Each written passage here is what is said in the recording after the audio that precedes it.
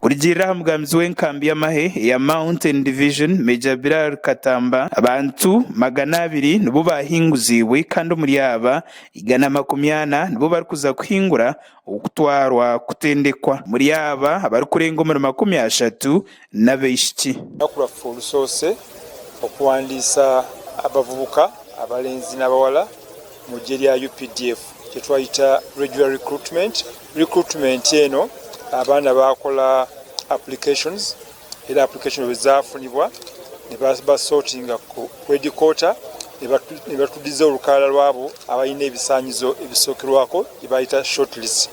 Kati mu shortlist eyo twafuna abantu 260 batuweereza naye nga tutaaga abantu 140. Muringo nugwo gumwe Meja Katamba ashoborera ingu abamagana 200 babiri baza kurabwa mu kugezesebwa kutari kumwe na kumwe uteriho no kushijuma ibihandiko byabo by'obwegese hamwe no kushijuma magara gabo so katuddamu okulabanga abantu betu abazze bana 216 tujjamu aba abayina biswanize byonna byetwogerako ate nga bayise nga balamu bulungi mu mubiri ate nga bayina balamu nga bayina n'amaanyi agasobola okukola emirimu gy'amagye.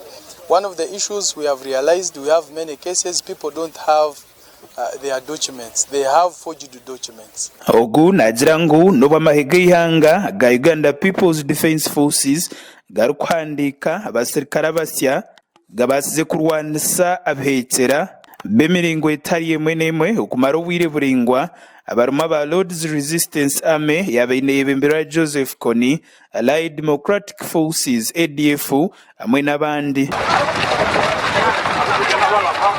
abebembezi ba district ya Kasese abaruma RDC wa district ejo Lieutenant Joe Warusimbi amwe n'omuhwezi wa chairperson w'entebe ya Katano Hamna Twera bashoboreire okukutasa eminyeto mahe kugenzireje batyo bayehanangiriza abo abatabasize kuhingura okugaruka bakagezaho ogundi murundi. As I talk now, the recruitment process is steadily moving on. We are now urging our people in Kasese that when we have such a recruitment, because this is one of the ventures that we should not miss out. We should be well prepared, knowing of what all the requirements. The case in point today, we have seen our people were not so much prepared. But for those who are prepared, I believe and have seen, at least have been here from the time they came and up to now, we are still working with the officers and everything is moving on very well. Makuraga gasha kwa Gerard Muhindo wa Sky TV ya Genshonga Kasese.